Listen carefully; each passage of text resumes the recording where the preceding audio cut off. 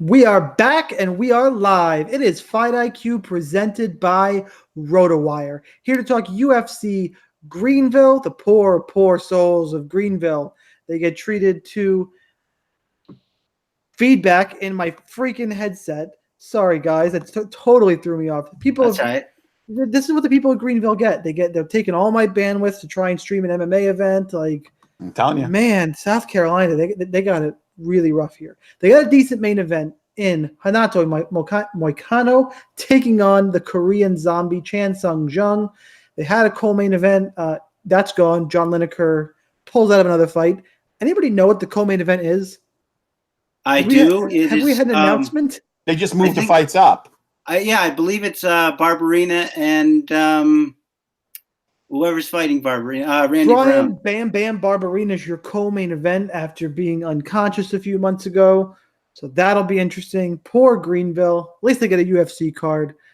We're going to break the UFC Greenville card down top to bottom from a DraftKings perspective. Probably talk a little crap along the way. Have a little fun. Shoot the shit. I am your host, the Daily Fantasy Sniper. With me, as always, are the analysts. Real Chris Olsen at Real Chris Olsen. Chris, who is ready to talk all about Amanda Bobby Cooper. You'll see why later. We talked about it pre-show, but he's going to bring up his girl, so don't worry about that. Robbery. And we have quite a few women's fights to talk about. So as always, it's good to have Joe Sunsu with us. Joe, I know you're hemming and hawing about a contest to enter. So if Joe seems distracted, guys, just he's trying to decide whether he or not he should enter the $1,000. So we should all really sympathize with the tough decision he has to make. Yeah, I'd love to take Awesome Mo's money, as well as McLovin, BD Holler. I mean, it's a murderer's row in this contest. I really am on the fence. I don't enter it every week because I've gotten more into the mass entering the 15. It's just I don't know if this week that's wise because I think there's going to be a lot of ties. Down to 11 fights. Yeah. Leads to a lot of ties for sure. All right. Before we get into it, Fight IQ is always brought to you by RotoWire. Go to rotowire.com/free 10-day free trial to all their premium content. No credit card required. Make sure you can listen to the replay of this live podcast on iTunes, RotoWire MMA, or hopefully you are listening to this live on YouTube. We stream them Friday nights at 8 o'clock on the RotoWire YouTube channel. Guys who are in chat, love to see you guys. It really take pride in being an interactive show, so keep the comments coming, especially on this card. We're going to need some entertainment. Hot takes at the end. We'll take a viewer hot take, so get those ready, and I think that's enough foreplay. Let's get into the fight as we have a giant size mismatch in the first fight, but the huge guy is the underdog. It is Deron Winn at 9,300 taking on Eric Spicely at 6,900. Last check on the odds on this one, Deron Winn, I think this has come down a little bit. He's minus 260 now. Comeback on Eric Spicely is plus 240. Winn is a 5'5" middleweight. The talk around the MMA Twitter's verse is he is the protege of DC, training at AKA, good wrestler. I think he's 5-0, 30 years old, making his UFC debut. Spicely returning, got cut, has won 2 fights in CES, not against great competition, has good BJJ. What I noticed the last week, though, is he doesn't look as soft in the midsection as he has currently. I like his BJJ. I think this fight should be really close because I have a hard time with a really unproven prospect who's 30, who is a wrestler who's shown the tendency to want to stand up against a guy who's enormous compared to him. I lean Spicely in this fight. Let's start it off with probably one of the hot takes of the card. I like Spicely. We'll start with Chris. Tell everyone why I'm crazy. Oh my God. Well, as far as what did I say there that was incorrect? You like Eric Spicely, but all the backstory I was dead on. You were. I mean, it was okay, but I mean, the thing about Spicely is we talk about this a lot, right? When we get to these jiu-jitsu guys who aren't good wrestlers, so they don't have a reliable way to get the fight to the ground, and that's Eric Spicely. Now we've seen Eric Spicely try and kickbox before, didn't work out too well in his matchup with Darren Stewart. We saw him. I'm trying to talk to you. Why? What's going?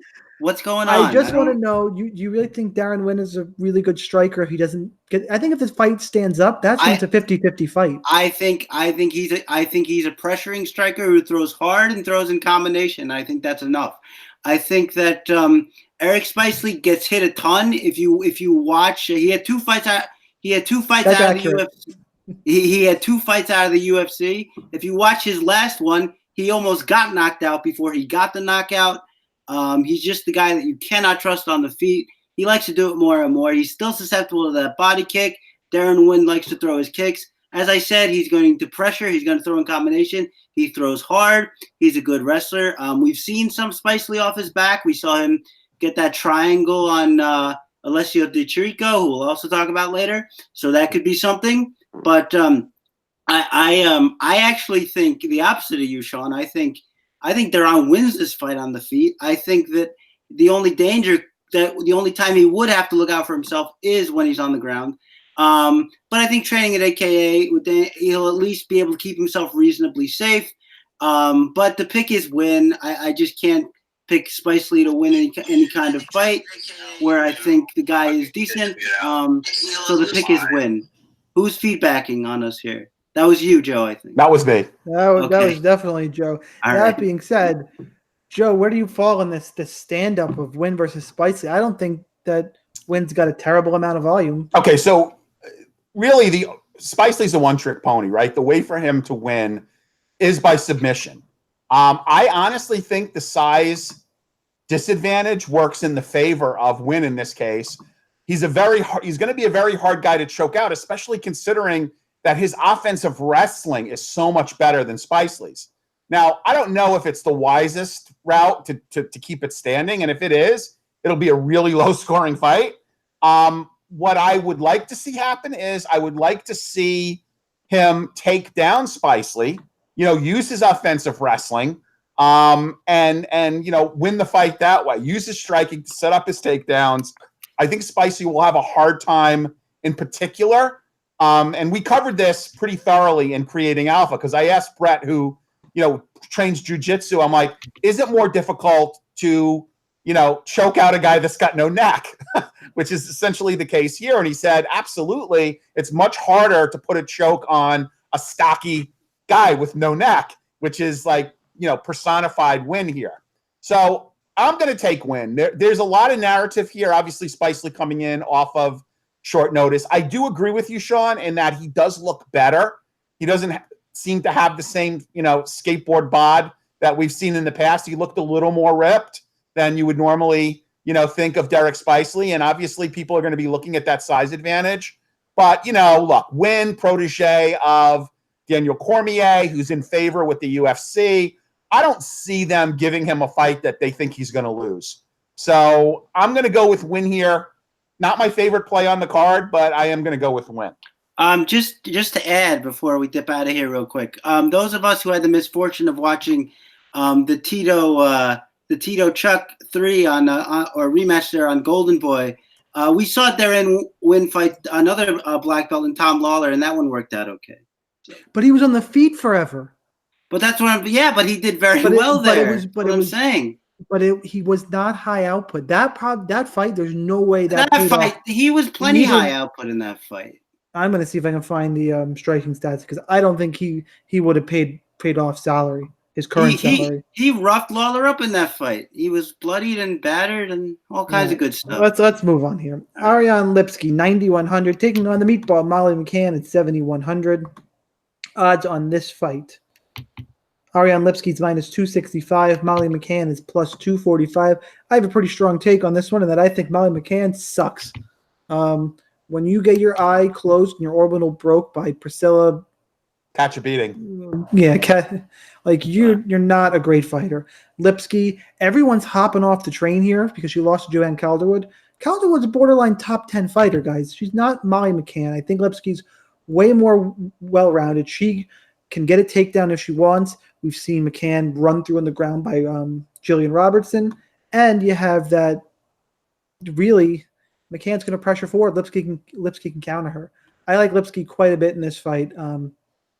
The question is, how much is she going to score? And for that, I'll give it to Joe. Joe, I'm assuming you're with me on Lipski. but is she a DraftKings viable play? Yeah, I don't see her as that great a play. I honestly think that, McCann has some value as a cash punt. I could see her definitely putting up some points. I think this is minus 260 to go over 2.5 rounds, or at least minus 200 to go over 2.5 rounds. So it looks like it is a fight that's going the distance. I agree with you relative to the fact that any place else that fight against Priscilla Cachobeating would have been stopped other than the UK. That was crazy. I mean, coming back 3 months after an orbital, that doesn't seem like the most prudent way to manage your health. This is going to be a standing fight, striking. Look, I liked the brief flashes of what I saw from Lipski. I liked, her fighting in flurries. I'm worried a bit about consistent output. And if there's no takedowns in this fight and you're just looking for strikes and a 30-point decision, I don't see how she earns salary at her price point. But if McCann could somehow win, she'll definitely earn salary where she's priced. So even though I would pick Lipski to win, I would think that McCann is more viable for DraftKings. Chris? Yeah, I got distracted because you're saying naughty words in chat and they're making me all right, I'm gonna show them anyway. But yeah, shit? I can't say shit. No, it flags it and it makes me prove it. But I apologize to everybody. RotoWire, if I shouldn't just said that twice, I'm pretty surprised YouTube blocked that. That's right. I approved him anyway. It's all good. But I think that Priscilla Cachoeira, I will not be showing the same disrespect as Joe. Priscilla Cachoeira is, she's kind of, you can see why she would be successful on the regional scene because she comes forward, she never stops, and she throws hard. So she's a very good gateway to being like a UFC fighter. Like if you can beat her. McCann had a hard time dealing with the pressure. Now she fought her off, but she was fighting her off in ways that I don't think would work against a better fighter. Specifically someone like Lipski, like she was really rolling under strikes really consistently. And I think a better fighter, particularly somebody like Lipski who can use the 8 limbs there, I think she's likely to catch a knee from Lipski if she does that too much. I'm not worried about Lipski's output in this fight. I think she's she's a pretty high volume combination striker from what we've seen. But what I do think is kind of concerning is we saw Molly McCann duck under and go for takedowns in that Cachoeira fight. And when she did, her transitions didn't look all that bad. And I think if people are hopping up the train, it's not that she lost to Joanne Calderwood, it's how she lost. If Calderwood would have outstruck her, I think people would have been fine for this fight.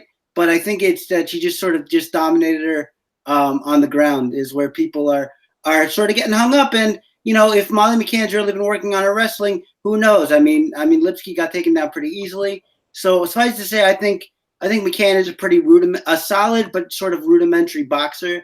I think Lipski should have her way on the feet if it stays there. But if McCann tries to introduce some takedowns, I think it's a pretty big X factor, and I think she's live for that reason. All right, let's move on to our next fight. Jairzinho Rozenstruik, 9,000, taking on Alan Crowder at 7,200. Rozenstruik minus 210. Alan Crowder plus 190. High inside the distance prop for this fight.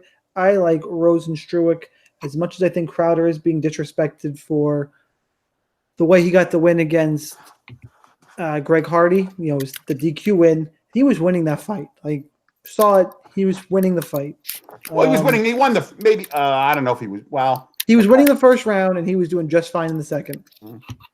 He won the first round for sure. Yes, I agree. He won the first round. The problem here is that I don't think his takedown game is going to be good enough. And Rozenstruik's the better striker. It's a little tough to invest so much in a guy who got taken down by Junior Baby Albini, but I'm going to do it. Give me Rozenstruik. Chris. Yeah, I'm not going to do it. Partially for the reason you mentioned, but also for a different one. I'll start with the easy one, which of course is the takedowns.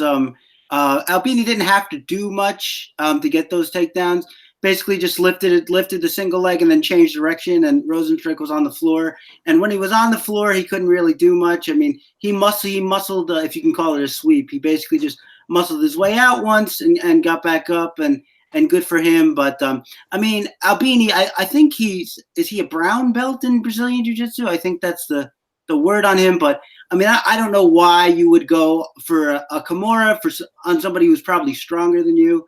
That's kind of a weird one.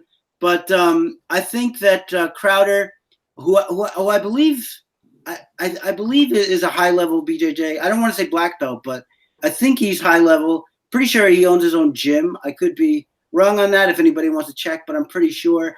I just think that Alan Crowder proved that he can wrestle the last fight, and I can't really get behind somebody who gives up takedowns so easily. The other thing I would say is that when Albini was pressuring forward, he was actually landing some good shots and sort of winning the stand-up. He landed a bomb overhand right, which credit to Rozenstruik's chin. I mean, he stood there and took it, but it was a big shot. I think Rozenstruik needs space. I mean, the reason the fight turned with Albini is because Albini got caught reaching for a takedown, and Rozenstruik just had fast enough hands to make him pay for it. I think Rozenstruik just gets caught watching if he's going to have a guy that's pressuring him. I think that he needs room to get his strikes off, and I just don't think he can do enough in the MMA realm right now to win a fight against the guy who knows what he has to do to win. And I think Crowder, even though he's not the best fighter, falls into that category. He knew what he had to do to beat Greg Hardy. He employed the game plan. I think he's going to know what to do here, so I'm picking Alan Crowder. Joe. Look, I think Crowder is worth a stab in GPPs. I think this entire fight has got a low floor, high ceiling. But it's a heavyweight fight with the best inside the distance prop on the entire slate. In that respect, you need to target this fight. Obviously, if you like Crowder, like Chris, that gives you a lot of room to play around with other higher tier fighters. If you like Rozenstruik, it gives you less room. I'm going to actually go towards Rozenstruik here. I mean, this is a classic, guy who he's a kickboxer with what, he's 70-6. I mean, he had an incredible record as a kickboxer. Obviously has a lot of power in his hands and his legs. Is a fish out of water on the ground. However, Crowder is not a powerful wrestler here. If Crowder had a little bit more wrestling, I would be. Does Crowder need to be a powerful wrestler? I think Albini isn't. Albini isn't. Well, I mean, again, I don't even know what Crowder's jiu-jitsu is like. I see this fight taking place mainly on the feet. And if it does take place mainly on the feet, as I suspect, I've got to give it, by a fairly wide margin to Rozenstruik. So that's who I'm picking. All right, moving out. We have Luis Pena, 9,500 against, that's right, Matt Wiman's really fighting. He's back. I thought we were all just screwing around for 2 weeks. Yeah, right. Well, Matt Wiman, who if you don't know, was in tough, I don't know, one of the first seasons, wasn't he? Like 3, 4, something like that. 4 sounds right. I don't know. He was from. He was in top 5. 5. Okay. He's from yesteryear. Has not had a fight in 5 years. Man, they're trying to get Luis Pena a win. I think to do it here, I'm not going to overcomplicate it. MMA is an ever-evolving game. We all know it. Pena should have the skills here. I also just can't invest anything in that Wiman. I don't know what the bleep he's been doing. So, Joe? You're muted, sir. I know I'm muted. I'm unmuted now. Yeah, so, Yeah. This is kind of going to be – who did you pick, Shaun? This fight? Yeah. Pena. Oh, so you picked Pena. Okay, so – I'm not – look, okay, so it's worth mentioning that this fight is at 155. Pena's last fight was at 145. And I think the reason why he went down to 145 is because he felt himself getting out-muscled by Trezano at 155. So that tells you he actually questioned his strength at 155. Now, I don't have a crystal ball. I don't know what Wiman's been doing for the last 5 years. I don't see that he's part of a name camp. I don't know where he did his training. If anyone does, please chime in and chat. Based on what I know, it's just a local gym and, wherever he's from, Iowa or someplace like that. If the old Matt Wiman of 5 years ago, I could see him, being very aggressive and out muscling Pena, Violent Bob Ross. However, I don't have any narrative to that effect. So I have to pick Pena to win the fight. However, 6.7K is really attractive and 9.5K is not. So in terms of the upper tier, he's not one of my favorite guys in the upper tier. Not to say that I'm saying, go all in on Wiman. I'm saying if you're playing multiple lineups, throw a Wiman or two lineup in there just in case he is a semblance of his old self. Otherwise, I think Ross should get this. And unless Wiman gasses, I expect it to go the distance. All right. Well, all of us, I think, have had an insane moment, and one of us is going to be right. I don't know which one. I want to think it's me picking Spicely. Maybe it'll be Chris picking Crowder, and maybe it'll be Joe picking Matt Wiman. But Wait, no, I didn't pick Wiman. Oh, you didn't? No, I picked Pena. But I'm saying, okay. he's one of my least favorite guys in the upper tier, and I would say throw a few Wiman lineups out there. Oof.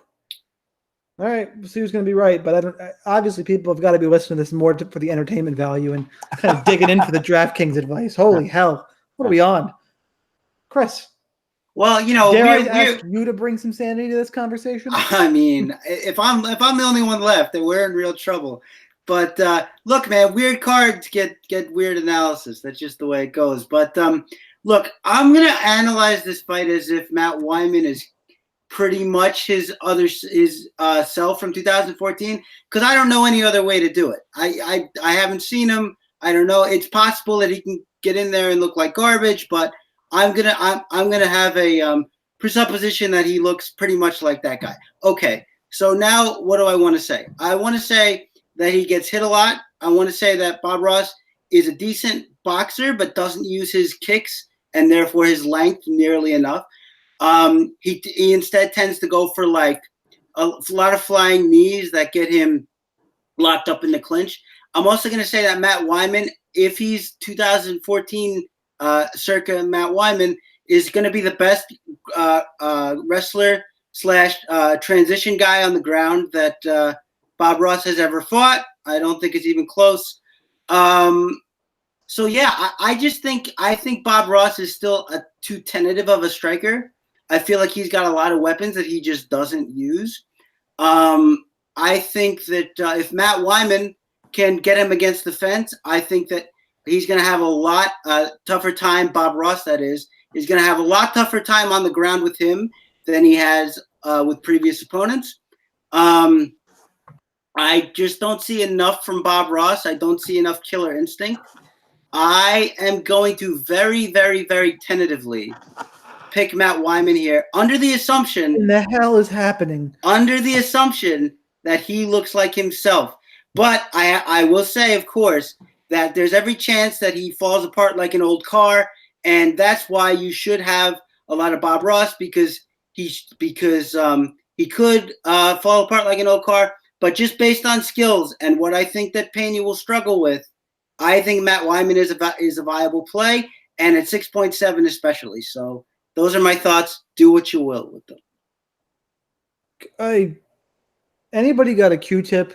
Oh, come on. In the Long Island area. Come on, but that makes sense, though. Doesn't it make sense, shove chat? it into my ear. Holy God. Yeah, I'm full fading Matt Wiman. If he beats me, fine. Wow. And now we get to go to the fight where I know I'm in the minority about how high I am on Ashley Yoder at 8,200, coming off of a savage beating of Chris's girl, Amanda Bobby Cooper. Oh, get out of here. I'm done. I'm pending the call. One a questionable split decision against ABC Cooper. I have that power. You got to be careful. Taking on Syuri Kondo. You guys aren't paying me that much or anything. So that's right. Zero, yeah. Syuri Kondo at 8,000. Ashley, you got me so sidetracked. I just didn't look at the odds. Yoder's the favorite, minus 115. The comeback on Kondo, plus 105. Look, Syuri Kondo is a punching bag who has a little bit of volume, who's a former Japanese professional wrestler who, oddly enough, cannot wrestle. Yoder, clearly not a world beater, but the professional MMA fighter has a grappling game. I think she's going to use it here.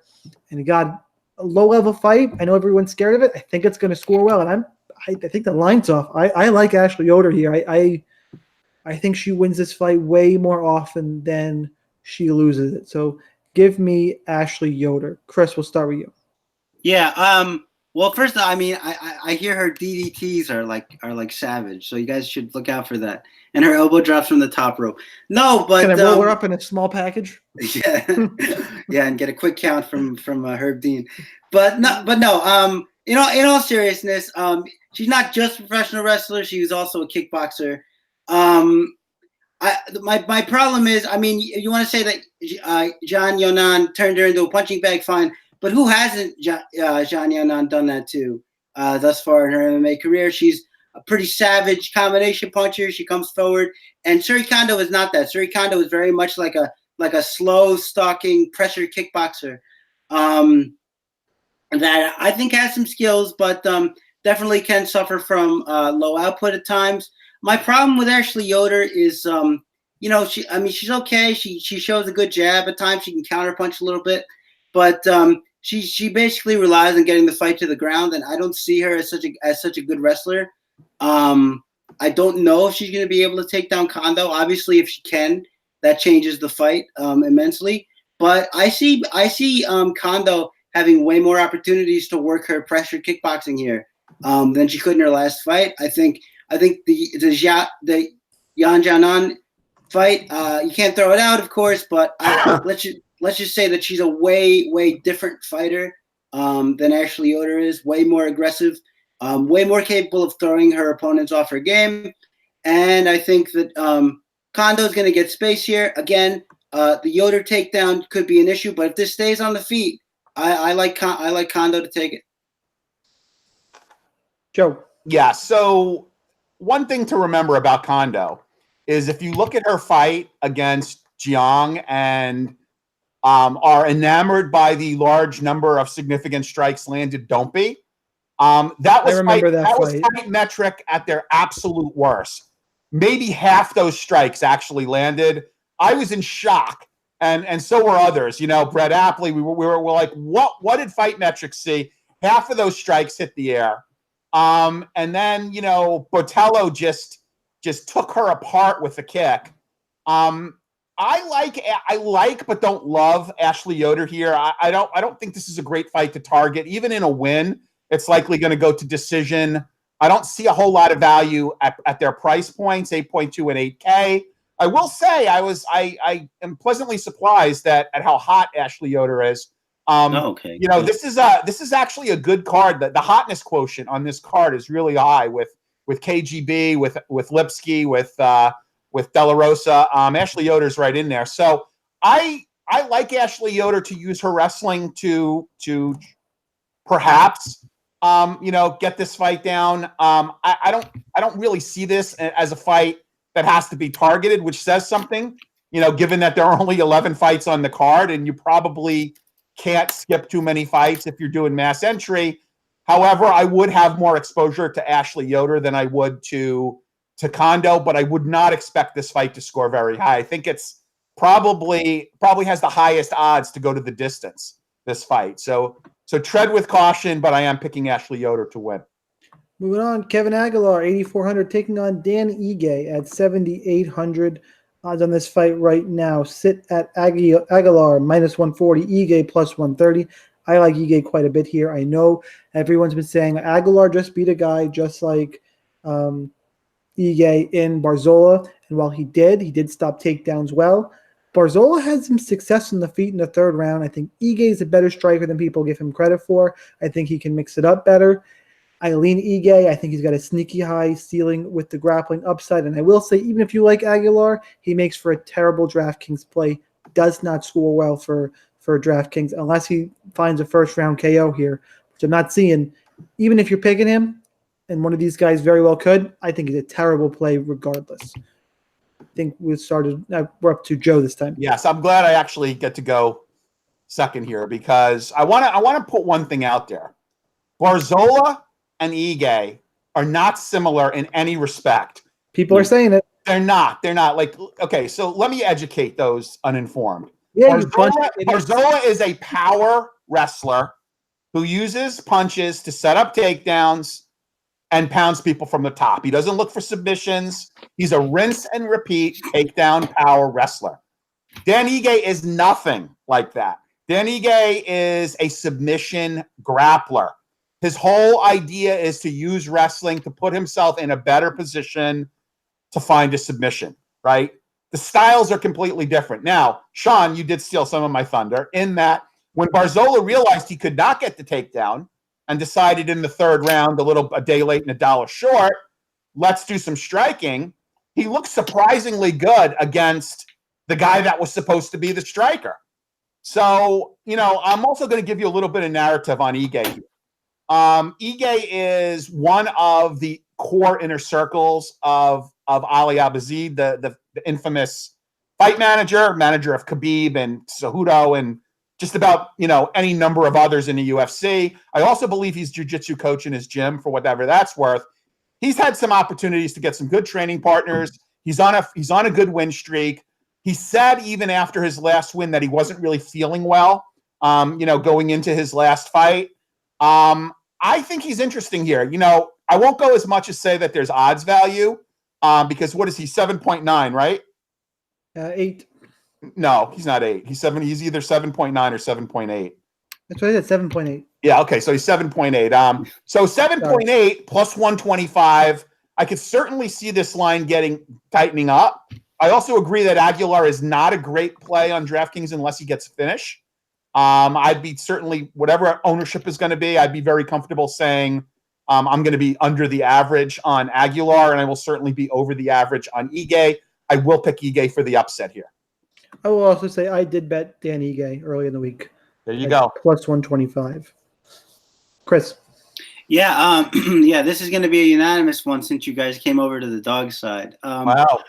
The problem with Kevin Aguilar is he's just he's one of the most dead set counter punchers you'll ever see. He just hangs back and looks to counter punch. And Dan Ige is a grappler, but isn't a terrible boxer either. He was holding his own with Julio Arce at least for that first round. So I think he's got a decent jab. I think I like his pressure. I think he's a way better defensive fighter. Way better head movement than someone like who did Aguilar knock out in his first fight? I'll look at it. I think Rick Glenn. Rick Glenn, that's right. Way better head movement than somebody like a Rick Glenn. Now to Kevin Aguilar, which by the way, he didn't knock out. That was a decision. It was, but it was basically a knockout. The third round was he knocked him down, and if it went about 10 more seconds, he would have knocked him out. But in any event, I think that to Kevin Aguilar's credit, he stuffed a lot of those takedowns from Barzola. In fact, most of them.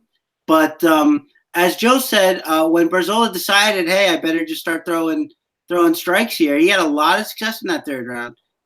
Really touched him up badly. I think EA can do much of the same, and I think he's a bit more.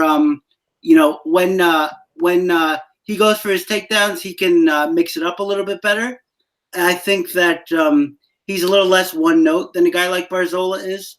So yeah, I like him here, and I definitely agree with both of you that even if you like a guy like Kevin Aguilar, I don't think he scores well because of that intense counter punching style. So. All right, Kevin Holland 8,800, Alessio Di Chirico 7,400. Kevin Holland the favorite minus 210. Comeback on Di Chirico plus 190. Kevin Holland is an interesting guy in that I think he's got tons of potential. Definitely the more explosive fighter, whereas on the other side, Alessio is well-rounded but not great anywhere, kind of that just low-level grinder veteran, can do everything okay. I think For that reason, I think it sets up pretty well for GPPs. I think Holland is so explosive. If he shows up, he's got a little bit of a ground game. He's explosive, exciting striker. I like what I see from him. Just waiting for him to kind of put it all together against a guy who's not John Phillips. Gerald Meerschaert isn't a terrible fighter. In the last fight, even though I picked GM3 in that fight, and I kind of got robbed. And I just think that stylistic matchup wasn't great for Holland. I think it's a better matchup. I think he'll have a cardio advantage as well. Give me Holland. I think it's a really good GPP play, though. Chris. Yeah, Chirico will always be my boy because after a win, I forget which win, he got on the mic and tried to do the Peter Speaks Italian joke from Family Guy, but nobody knew what he was talking about. But I enjoyed it. Yeah, and the audience was silent, and John Anik had no idea what was going on, but I enjoyed it. But I agree with basically everything you said. I think that's a perfect description of Chirico. He's a guy who can do a little bit of everything pretty well. He's a decent counter striker. He's a decent wrestler. He's got a decent kicking game, but I think that he gets backed up a little too easily. And I think that what a guy like Holland has been screaming for in his UFC fights, and what he's actually going to get here is a little bit of space to work, which he hasn't really gotten. I mean, he got a little bit with Thiago Santos, but you don't even really want it in that case because he's probably better than you unless you're like a top 5 fighter at it. But I think that Holland is going to have a lot of space to work here. I think he's going to be able to use all his tools. Chirico might wrestle, as I said, but also, as I said, we've already seen him get subbed by Eric Spicely when Spicely was off his back. Holland, as we saw in that Santos fight, is a pretty good jiu-jitsu player scrambler from his back. So it'll be interesting to see what happens if the fight goes there. I think it stays on the feet for most of it. I think Holland works his magic here. And Chirico's a tough guy, but knockout wouldn't shock me. Yo. Yeah, so I think Chirico has had takedowns in every one of his fights except his loss. And in all honesty, you could make a case that he actually won his debut against Bojan, Serbian Steel. So, you could really be looking at a fighter with one loss, in the UFC, having a pretty decent record. However, quality competition wasn't exactly the best. His one loss is to Eric Spicely. He beat the Soldier Boy. He beat Bombose. A lot of guys that are no longer in the UFC. Kevin Holland has got, all the athleticism and the talent. One thing that concerns me about Holland is his fight IQ. I mean, he doesn't always seem to make the best of decisions. I could certainly see him getting taken down, but he's got this weird ability to scramble, and level up. And I'm going to pick Holland to win here. However, this is a chaos fight, what I refer to as a chaos fight. So nothing would really surprise me relative to the outcome.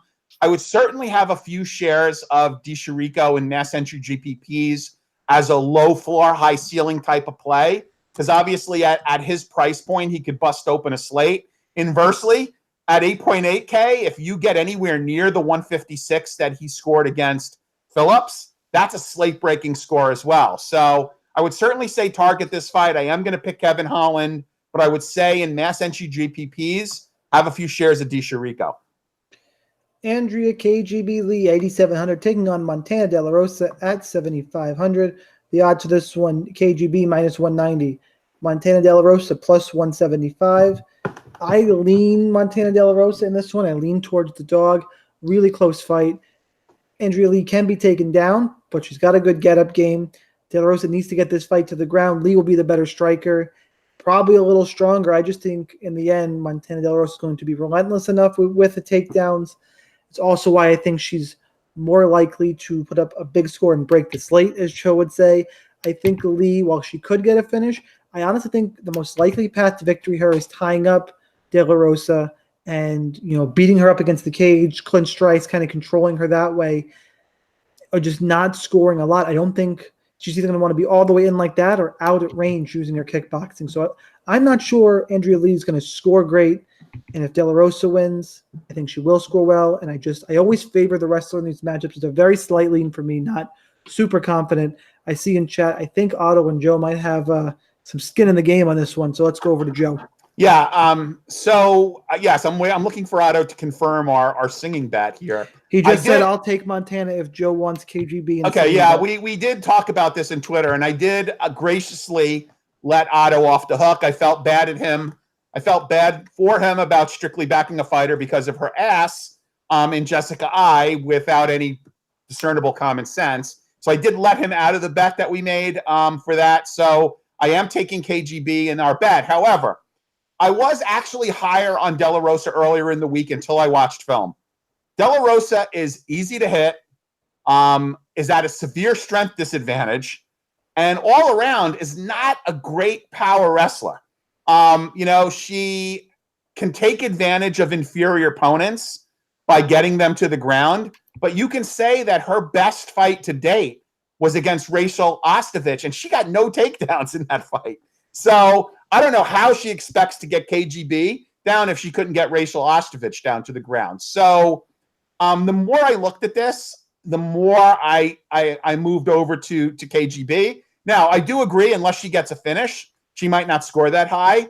But KGB has scored reasonably well on DraftKings, and I think she's relatively safe here. Let me just take a quick look at her scores on DraftKings, which were all pretty good. So let's see. Okay, so 97 against Macedo and 86 against Ashley Evans Smith, and she landed 111 significant strikes. I could certainly see her landing 111 significant strikes against Montana, because if anything, Montana is easier to hit Ashley Evans Smith. So I can certainly see her getting a relatively safe 10x here. I don't know if she's going to go for the takedowns that she did against Masato, but I certainly think she has the jiu-jitsu advantage here against Montana De La Rosa. So I like Andrea KGB Lee here. I think she's a fairly safe play with a pretty solid floor. Chris. Yeah, I agree pretty much with everything Joe said. I don't think De La Rosa is a particularly strong wrestler. I mean, she took down Nadia Kasem a couple times. A lot of people have done that. I think that she's basically just like a fundamental boxer. She has a decent jab.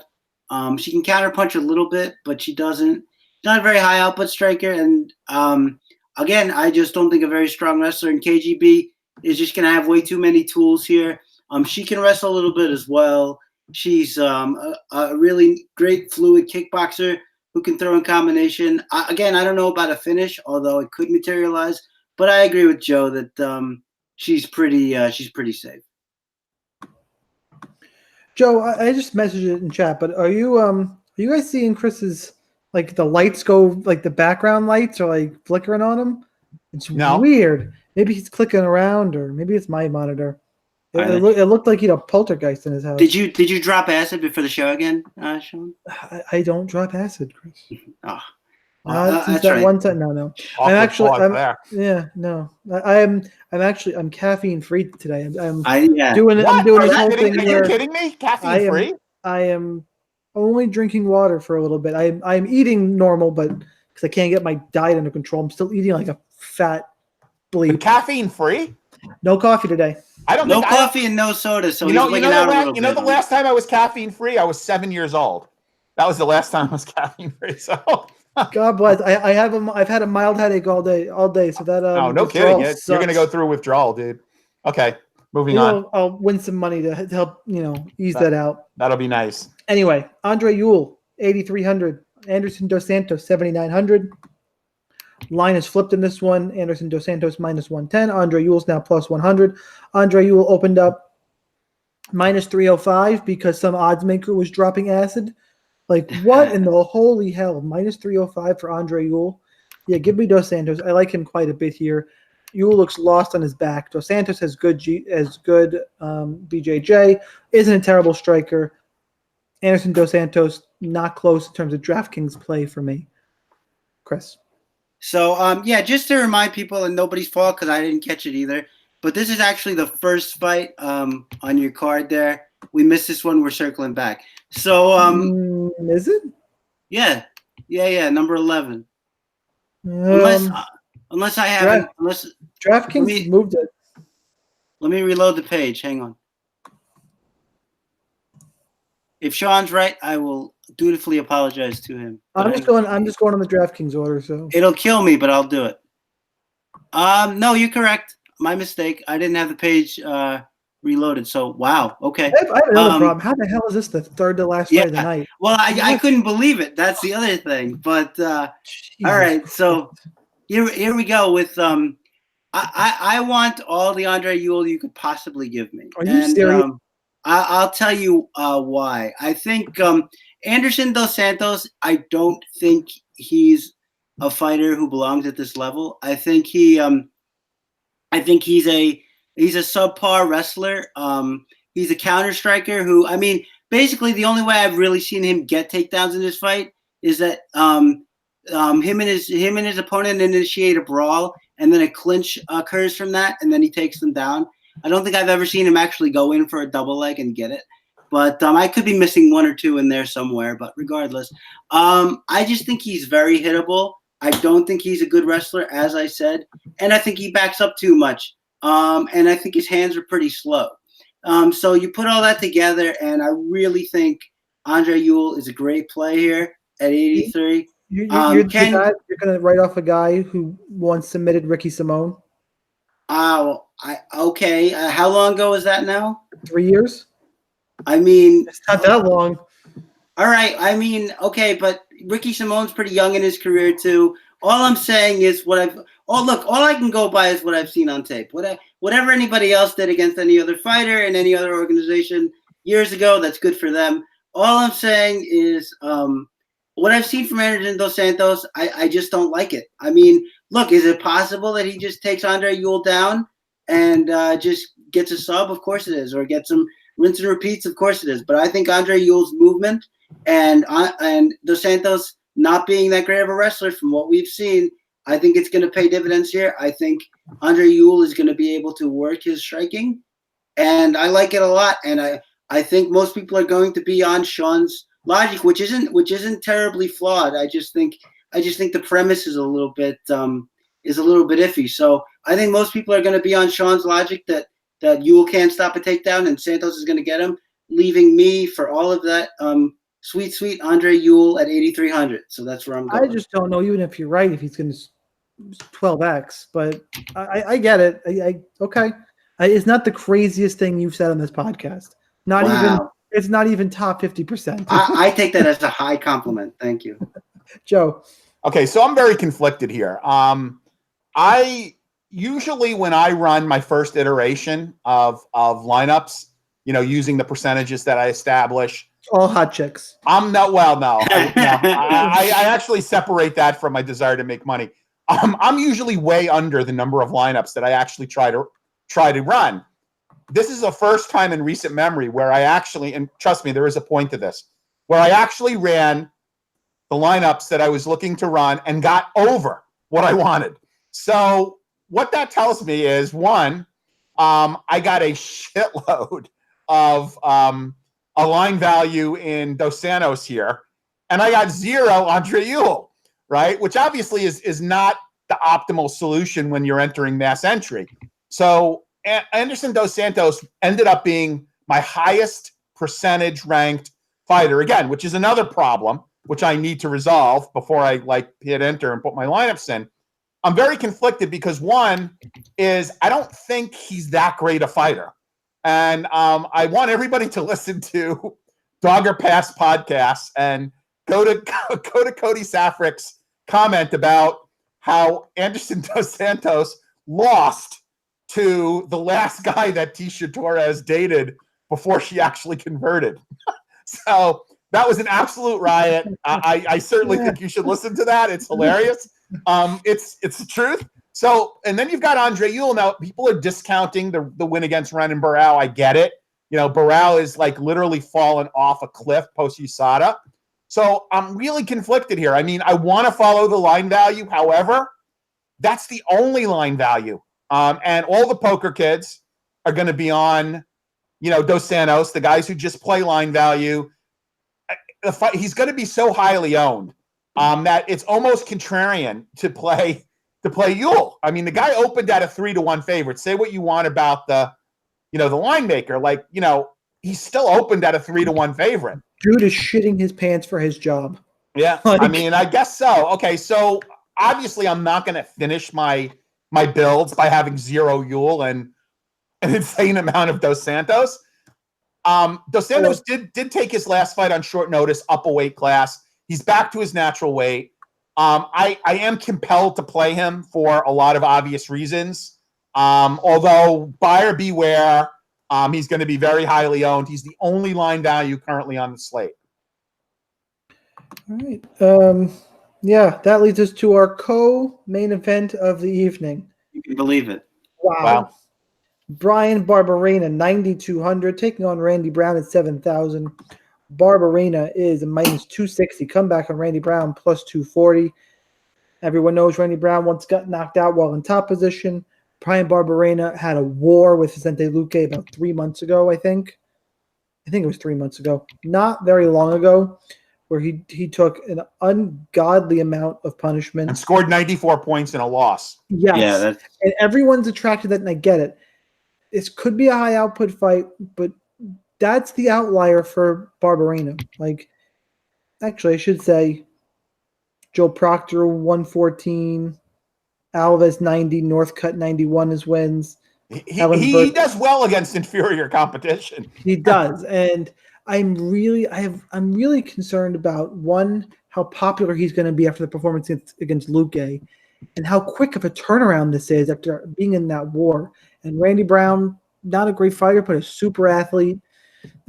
I'm going to have both sides of this fight. I think Barberena could score very well.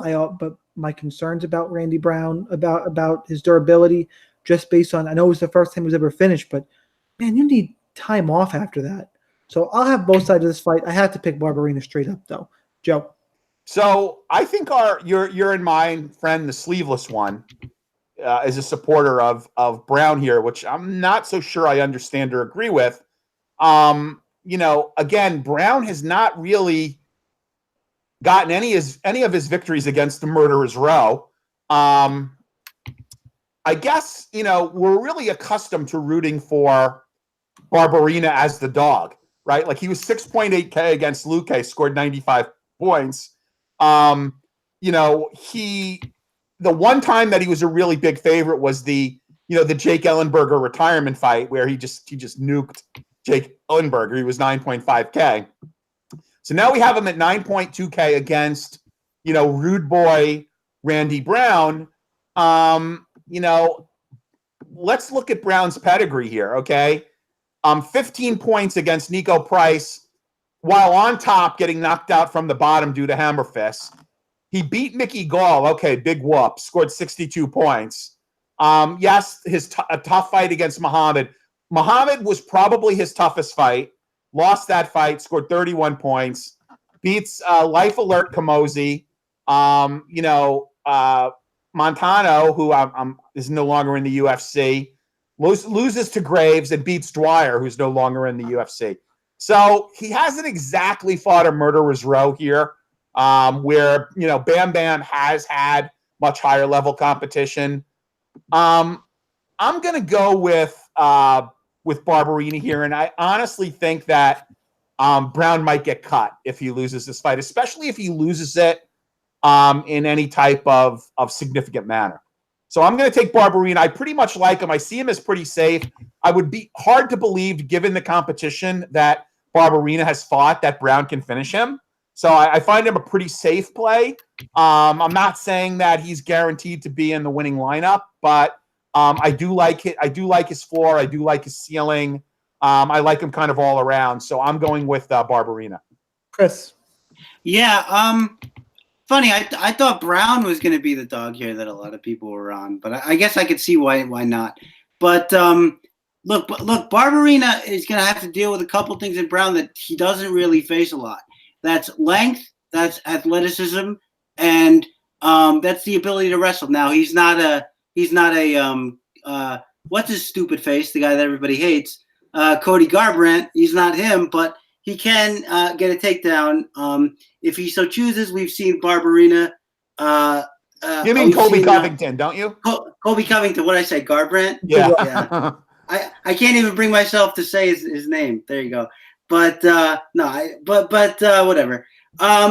Yeah, so Randy Brown can get a takedown if he wants. I really see the athleticism and length causing Barberena some problems.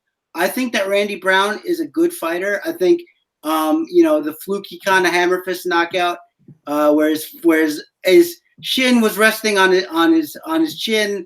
Notwithstanding, I mean, I don't really put much stock into that. I think that look, I don't expect him to finish Barberena, who's otherworldly tough, but he's not going to need to at this price. Couple takedowns, some significant strikes, boom, boom, boom, and you got your 80 to 85 points in a win. I think it can happen pretty comfortably. I think it is going to happen. I think that Randy Brown has enough tools to keep Barberena at bay here. I think Barberena doesn't have a whole lot except for maybe a good overhand, and he throws some hooks, and maybe he'll throw a low kick in there every once in a while. But he's more a brawler than anything else. I think Randy Brown is going to keep that space, and I think he gets a win here. Yeah, Chris, why though? I mean, have you noticed any improvement in Randy Brown from his first fight? I've noticed zero improvement. Well, he's fought better than he fought against Moicano for sure. So then that would be improvement that you. Yeah, no, he looked bad in that Moicano fight until the third round. I don't think he's a guy that's fought under his athletic potential. And maybe, but I mean, he's going to be so much more athletic than a guy like Barberena, and he's just going to have a lot of physical advantages.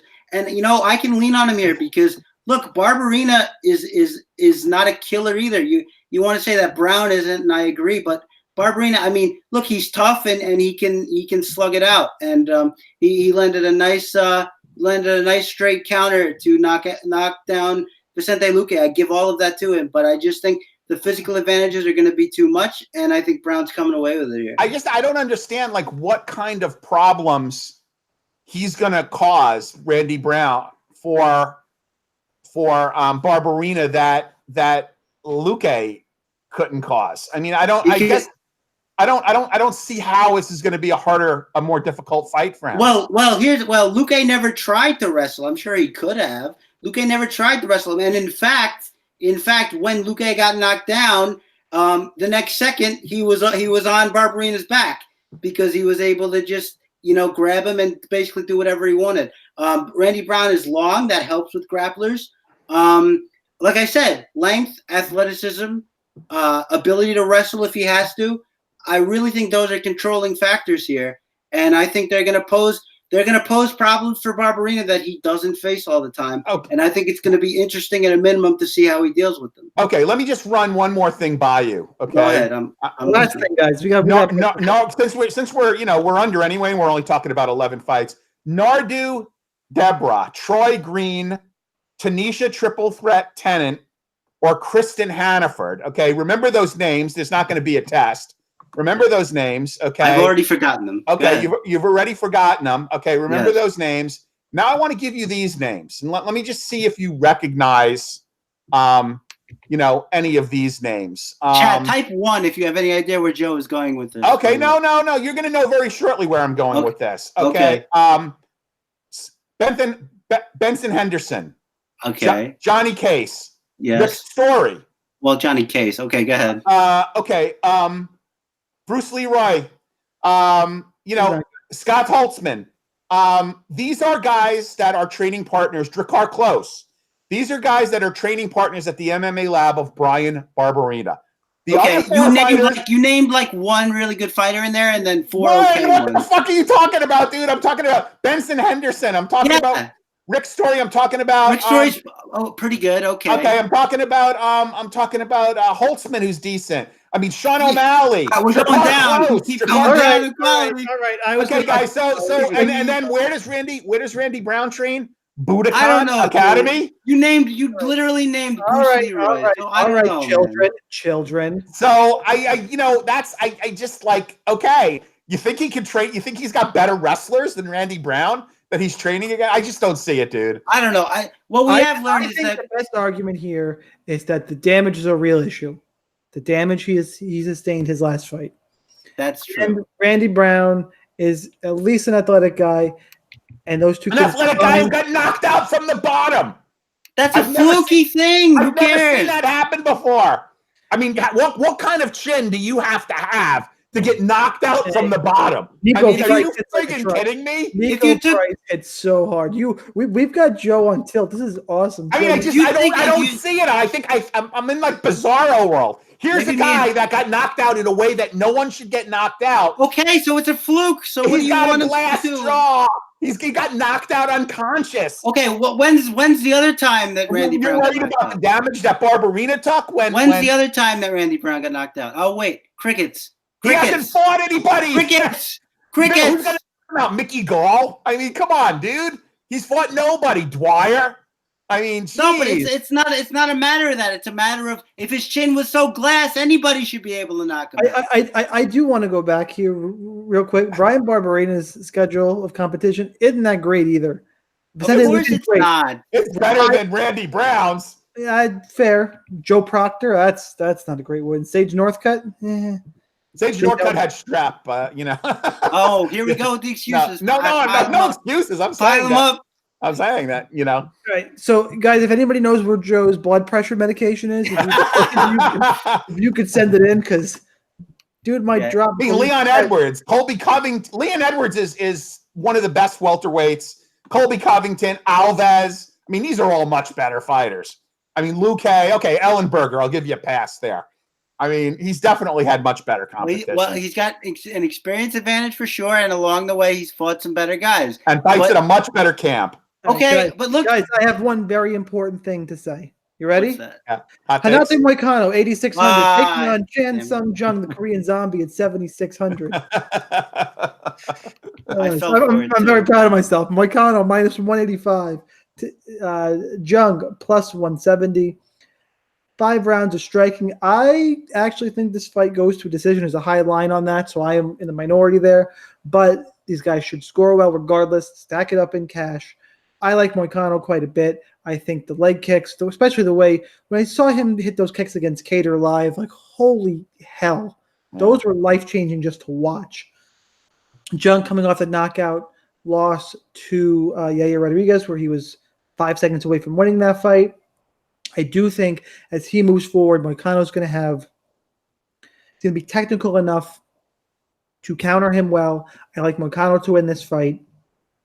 I'll be overweight to the field on Moicano. I'm probably going to be underweight on Jung because, look, it's 11 fights. I got to differentiate somewhere. I think a lot of people are going to play both sides of this fight. I'm going to be much heavier on Renato Moicano. I think he gets it done here.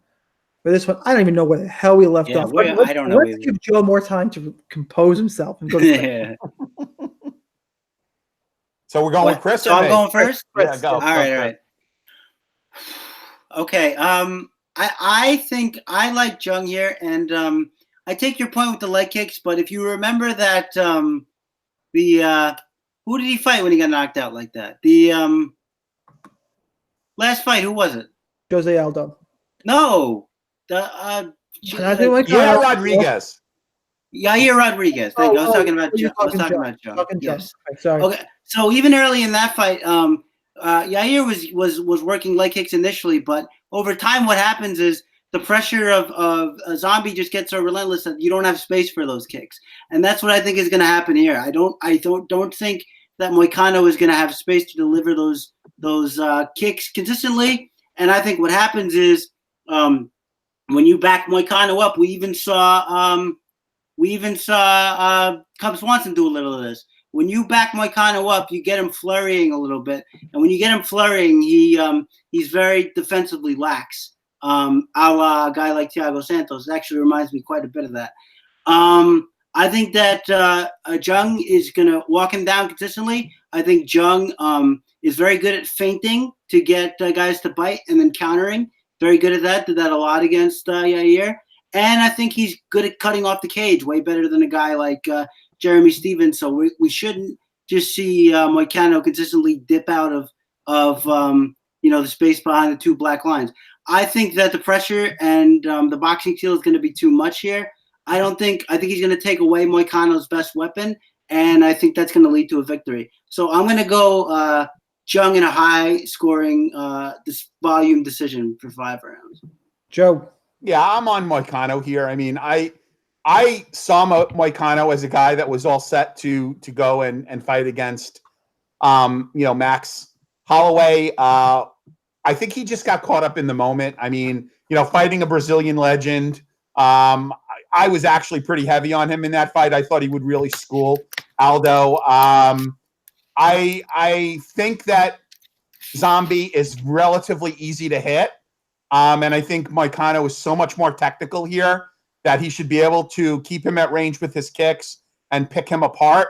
I am worried that if the fight turns into a brawl, that Moicano could get hit with something. But, I don't think that Zombie hits as hard as Jose Aldo. I am picking Moicano. I do suggest that you target this fight and do have shares of Zombie in mass entry GPPs, but I am going to pick Moicano for the win. All right, guys, let's move to hot takes, guys, in chat. Fire away those hot takes. I will pick one to read out. We'll do it after two of us go. I'll read the fan one third, and then one of us will wrap it up. I'm going to start this week because mine is ready to go. Rapid fire. Give me Ashley Yoder scores over 95 points. Wow. Chris, I haven't even thought of my hot take yet, so you should go. Okay, all right. So I'm just trying to tally up here. Give me a second. 1, 2, 3. Talk amongst yourselves. 4. All right, I got 2 in chat. I'm gonna read 2 of these. You got Ryan Barton says Kevin Aguilar KO, which is the only way Aguilar is DraftKings viable, but that's his hot take. And we'll go with Tyler Mead says Spicely inside the distance. Wow. All right, Tyler, calm down. Tyler's dead on. If with Tyler said happens, I'll be okay. If Ryan is right, I'm gonna be crying in tears of just puddles on my floor while I'm not drinking caffeine. That's right. So more puddles then, because you're already crying for that reason. But okay, so everybody's saying with 11 fights, you're going to need to differentiate, right? Well, you can differentiate big time in this card because I am predicting 5 dog wins. That's right. Wow. 5 dog wins. It's pretty spicy. Joe, what do you got? Yeah, as long as it's not spicely. So I'm going to give you a parlay. I'm going to go Rozenstruik by knockout, which I get is no big hot take, but I'm going to give you a parlay Rozenstruik by knockout and Ige by submission. That is going to pay pretty well. So I would go with, I'm going to give you guys that parlay. All right, guys, that's what we got for Fight IQ for UFC Greenville. Please go to rotowire.com/free, 10-day free trial to all their premium content. No credit card required. Thanks, everybody in chat joining us. Make sure you subscribe to the YouTube page. Subscribe to on iTunes, RotoWire MMA. Give all of us a follow on Twitter because I didn't plug it before. It's at Real Chris Olsen, at Sun Tzu, at the DF Sniper. Thanks again to everyone. Good luck in your contest. We'll see you next week. 9 weeks in a row, dude. You stole my thunder. God, get your blood pressure medication in order. Just kidding. Yes, 9 weeks in a row, we are at the start of a glorious, glorious string that takes us through International Fight Week. I'm not going to International Fight Week this year, but if you want your chance to meet up with the Sniper next year, I am hell or high water. I'll be at International Fight Week 2020. Start making plans now. Oh, before you sign off, I just was informed today that there is a card in August in Newark, New Jersey. That's right. Which I think would be a great opportunity to get the New Jersey, New York, Pennsylvania guys together. Maybe we could even convince Houdini, Drew, and Josh to come up from Virginia, Maryland. I think that could be a really good card I'm assuming it's at the Prudential Center, although I'm not positive. But, when is that? I think it's August 2nd. Okay. I have no other details, but I think that would be a very cool card. Dog Days of August to get everybody together. Chris and I are local. Shaun is quasi-local. We could get maybe the boss man from DFS Army. I think it would be a really good opportunity to do like a meet and greet.